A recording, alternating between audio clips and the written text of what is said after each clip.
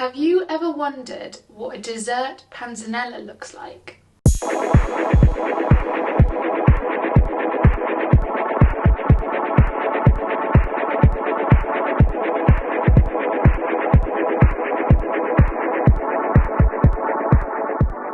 Hi everyone, welcome back to our channel. My name's Charlie. And my name's Freya, and today we have a great summery vegan dessert for you. It's using one of our favourite fruits. We're going to be showing you how to make a peach panzanella. So a panzanella is traditionally a savoury Italian dish, but what we've done is taken the essence of that dish, given it a little twist and turned it into a sweet peach panzanella dessert. As well as replacing the tomatoes with peaches, we've also replaced a lot of the other traditional ingredients with delicious sweet flavours, which takes this dish from a savoury side to a sweet dessert. At the end of this video, we're also going to share our favourite 3-course dinner party menu that's perfect for summer, which features this peach panzanella as the dessert. So make sure you keep watching to find out our favourite pairings to go with this recipe. If you like the sound of all of this, then please hit that subscribe button. It really means a lot to us. It also just helps us to continue growing our channel and creating more tasty vegan content for you. Cool, well let's jump into the recipe. We're going to start by making the rosemary simple syrup.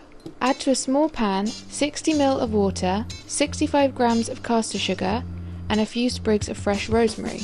Bring to a gentle boil, then simmer for 1 minute, stirring to make sure the sugar has dissolved. Remove from the heat and leave to one side to let the rosemary fully infuse. Preheat your oven to 180 degrees and then prepare the ciabatta. Cut your loaf into bite-sized chunks. We've used ciabatta for the croutons as it's got an open crumb with lots of lovely holes for all the flavour we're about to add.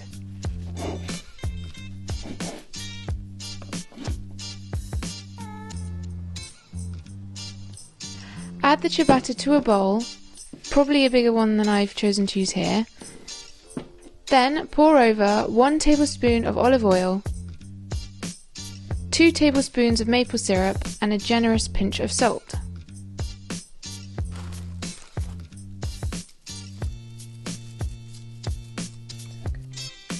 Toss everything together with your hands to make sure all the bread is coated with the maple syrup and olive oil mix. Transfer to a lined baking tray, then bake in the oven for 15 minutes until crispy. Whilst the croutons are cooking, we can move on to the peaches.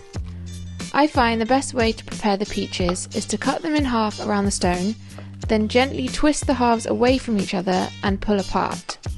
We've sliced each half into 4, so you'll get 8 segments in total out of each peach. This recipe uses 2 peaches in total. If you don't have access to a barbecue, you can use a griddle pan like we have here. Heat your pan on a hob and add in a knob of dairy-free butter, then place the peach segments flesh side down. Cook for a few minutes, then drizzle with maple syrup. Cook for another minute, flip, and cook for a few more minutes on the other side. The peach segments should start to caramelise and take on a nice charred pattern as you can see here. Remove from the heat and leave to one side. Take your croutons out of the oven once they're cooked and dust with a generous helping of icing sugar.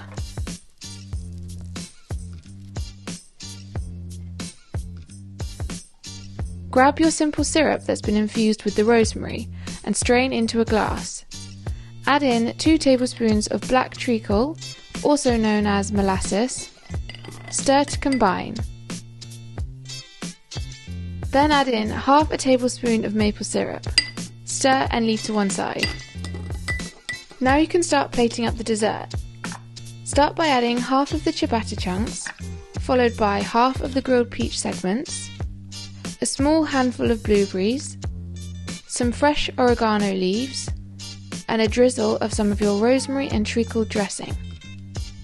Repeat those steps using the remaining ciabatta, peach segments and blueberries.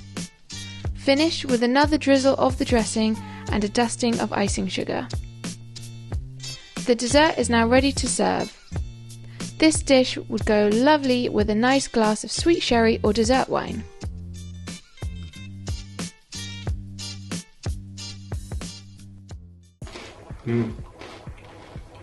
Those sweet croutons are amazing. I really like how the oregano is like a bit more savoury with everything as well. It balances it all out really nicely. There's also loads of different textures going on. You've got the very sweet, juicy peaches, the nice, crunchy bits of ciabatta, and then the herbs.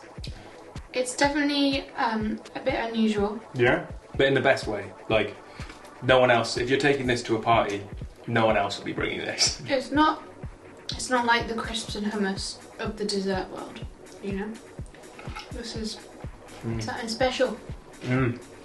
As we promised earlier in the video, here we're going to share with you our favourite summer dinner party dining menu. For starters, we would do a Puttanesca-inspired salad using loads of lovely heritage tomatoes, capers, olives, basil, lots of lovely herbs and a nice dressing. And then what would we do for our main? Main, we would do our take on aglio e olio, which we dress up a little bit with also capers in it and some black olives and a nice cashew palm to go on the top. That is such a nice recipe. You can find all the links to the recipes we talked about in the description box below, and thank you so much for watching our video. It would mean a ton to us if you could subscribe to our channel, hit the like button on this video and leave a comment about what you thought. Every little helps.